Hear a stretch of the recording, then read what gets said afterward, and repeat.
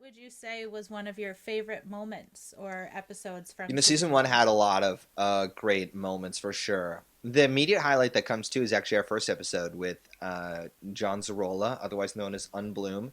Um, we didn't really know what we were doing.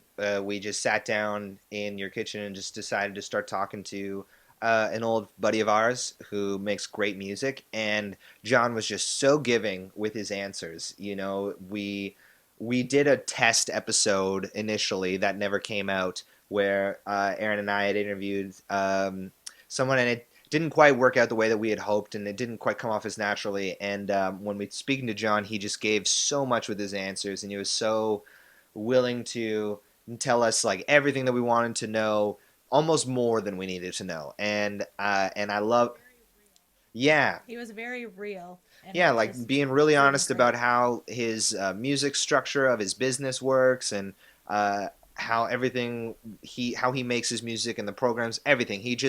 He really spelled everything out to people so that they could understand exactly how he makes it all work. And I love that about him, and he's so giving about that. So he still makes music, not as much I think as he used to, but John Zarola, Unbloom, if you listen, we love you, buddy, and go support that man.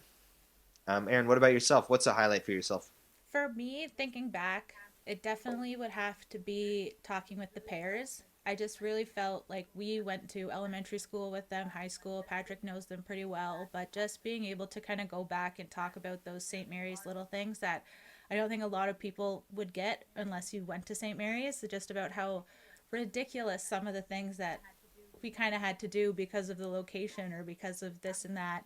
So just talking to them and kind of having those memories together was just a fun kind of time to be like, oh yes, okay, it's not just me when I think back to that. That's thinks about running through the Beef Baron parking lot to train for cross country. Like I have Mm-hmm. that memory and they do too, and it was just fun to kind of talk about that and have those kind of things in common growing up. So that was really fun for And me they're to talk really to great them. people. So fun to talk to. Absolutely, you know.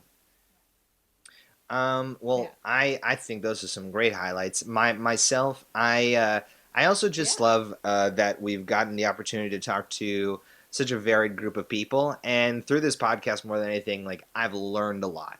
Um, you know, we got to talk to Beer Yeah, for Lab, sure. and just hearing about the amount of work that they put in into making different beer every week, and you know, crafting something original so that you know, whenever you walk in there, it's a new experience, and something that you're not going to find anywhere else. Learning that kind of stuff is amazing, and just how they brew that together in such a small space, so cool.